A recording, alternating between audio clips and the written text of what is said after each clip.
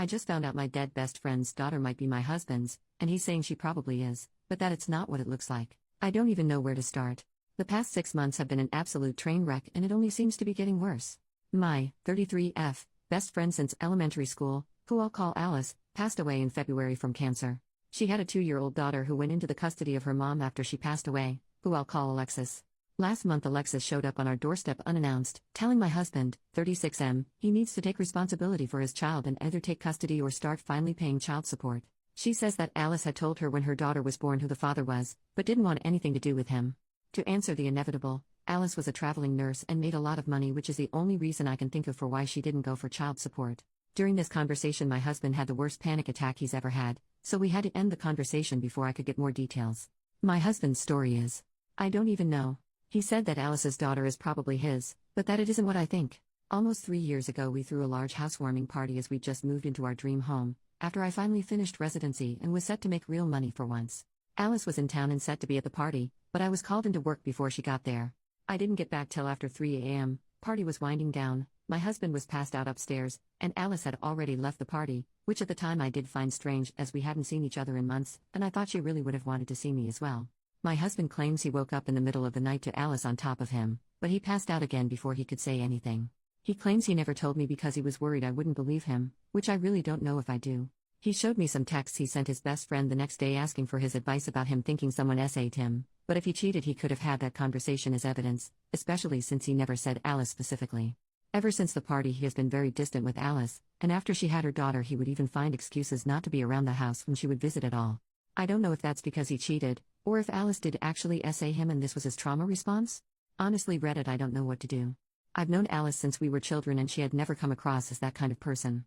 But I've also known my husband for over a decade and he's not once ever given the inclination of a cheater. He's an attractive guy and I've seen the looks he gets at the gym and he's never even given more than a glance.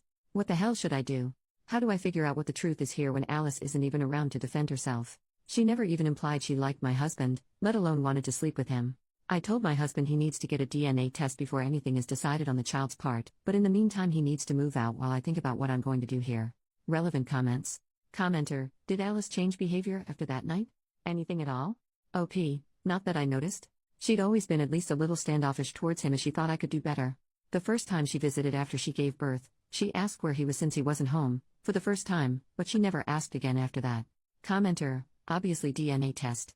His story does sound wild, but he wouldn't be the first. Is he someone who tends to drink a lot at times and black out? OP, not at all. He rarely drinks and generally only at parties which at our ages are few and far between. He works a tough and stressful job so I figured once he was buzzed he laid down and fell asleep, not that he had drank more than normal or anything like that. Commenter, would she be the type of person to sleep with her best friend's husband consensually? OP, I don't know, and that's part of the problem I guess. I went through everything with her, so to reconcile the woman I knew for most of my life with someone that would betray me in either way is so hard. Commenter, is your husband the conniving type? OP, he's smart, smarter than I am, which not to sound conceited, means he is really, really smart. He does think tank type work as a contractor so planning things is literally his job. If he ever thought he could get caught for cheating, I think he'd be smart enough to cover his tracks. Commenter, who did Alice say was the father of the baby? OP, she told me it was a man she met while in another state for work. Short-term fling. Commenter, and how did your husband react to Alice's death initially? Did his response seem normal, or like what you would have expected? OP, I honestly don't know. I was going through a lot at the time understandably. I didn't notice any changes in him. Commenter, why does he need to move out? Your friend SA'd him, and he even texted his friend the next day. OP, I needed space to think, it's only temporary, for a few days at most. I've been trying to think on this for the past 2 weeks but it's impossible to do when he's here as all I can see when I look at him, is my best friend. Dealing with her death the first time was hard enough, adding in the new feelings of betrayal, if it was an affair, or betrayal and disgust if it was SA, are making it even harder. Commenter, she would have told you on her deathbed if it was an affair. But she didn't. That only makes sense if she was in the wrong. OP, thank you. I don't know what it is about this part, but it just clicks with me. You're absolutely right. With her level of disdain, if it was an affair she certainly would have told me if only to separate us, especially on her deathbed. I was in the room with her, holding one of her hands. She obviously took this to her grave and the only reason she would is if she SA'd him probably. Thank you. Update on the same post. After talking with you guys, I've come to the realization that my husband is being truthful.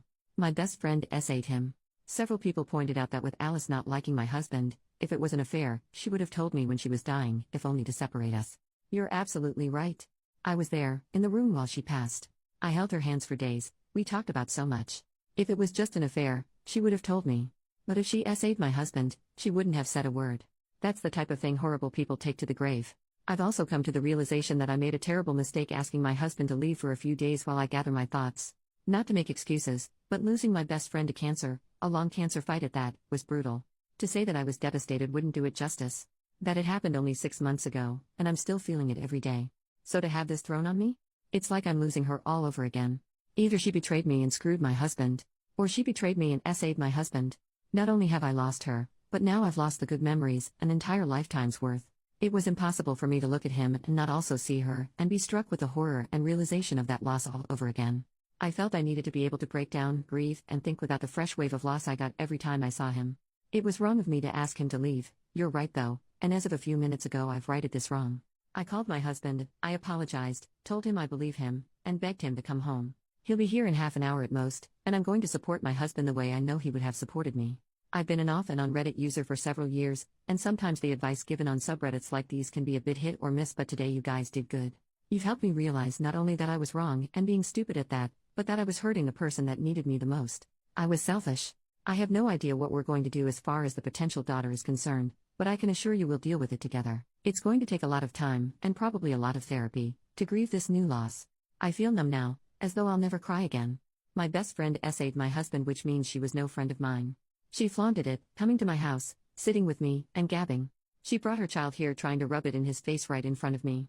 She tortured the man I loved, and I was an unknowing party to it. I feel sick to my stomach over how many times she came over, just to hold it over him. I'm honestly at a loss on how to make that up to him. If you all have any ideas, please feel free to give them to me. I think I'll need all the help I can get. Tomorrow I'm going to take a leave of absence from work, just until we can figure out our next steps and we can get our heads on straight. Thank you everyone.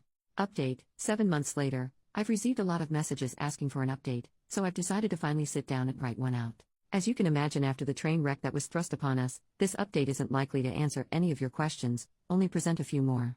I want to start by telling you all that I love and trust my husband.